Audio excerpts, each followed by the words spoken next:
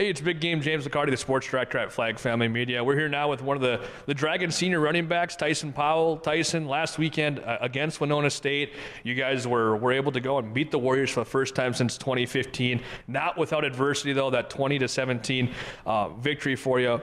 What changed in that game when Winona got back-to-back touchdowns and you guys were able to hold them off? I think we just needed to settle down offensively. I know we just needed to string a couple things together. Obviously we had just scored and they went down and scored too, and then it just so happened that we fumbled the kickoff return too, and that turned into 7. Then all of a sudden it was a 3-point game right there in the fourth quarter. So I think we just needed to settle down offensively.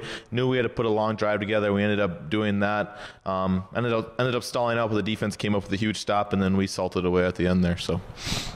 I believe now, 3 weeks in a row or 3 out of 4, I forget. But you have 6 rushing touchdowns on the season now. You were able to get another one last weekend. It seems as though when we're inside the 5-yard line, you just love to get the handoff, sit there for a second, let the offensive line do it, and you can lower your shoulder. How much of a blast has it been those last handful of weeks, getting those carries in those crucial spots, being able to score and celebrate with that offensive line? Yeah, I think all credit goes to the offensive line. Obviously, we're throwing the ball 60-plus times a game, and our offensive line talks about how much they want to run so much. So I think it means a lot for them just to punch it in, and I know they love to celebrate with me too, but all credit goes to them, boys up front. You had mentioned a moment ago as well the defense making a big play, a couple of them throughout that game against Winona. I think for this defense, the turning point of the season was that second half against Mankato.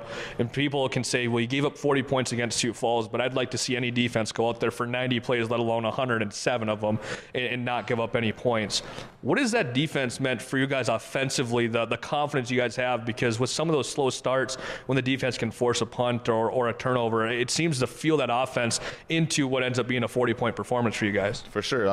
In the Sioux Falls game especially, we had such a slow start offensively, but Josiah Boehm with the 96-yard pick six, and that just jump-started everything. So seeing your defense go out there and create turnovers and then us scoring on those, I think it's just complimentary football. But for them just going out there, getting stops, while us scoring points, that's been our thing all year long. So.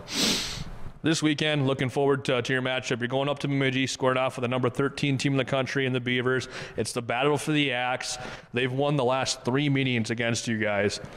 What is the biggest key, do you think, offensively you guys need to do to be able to edge out that Bemidji defense and come out with a victory and take the axe home? Obviously, their offense is super explosive too, so I think we're just going to score a lot of points. I think hopefully our defense can come out, get some big-time stops, but we know we're going to have to score a lot of points. I think it's just going to come down to execution, converting third downs, potentially fourth downs too, and then just scoring inside the red zone. We can't be settling for 3. Scoring 7 points whenever we can. One thing I have for you is 2 weeks ago now, not trying to look too far back, but a couple weeks ago, you went to Marshall. You were able to beat Southwest Minnesota State, get your first road victory of the year. How important was that for your confidence going into another road game against a really tough Bemidji squad?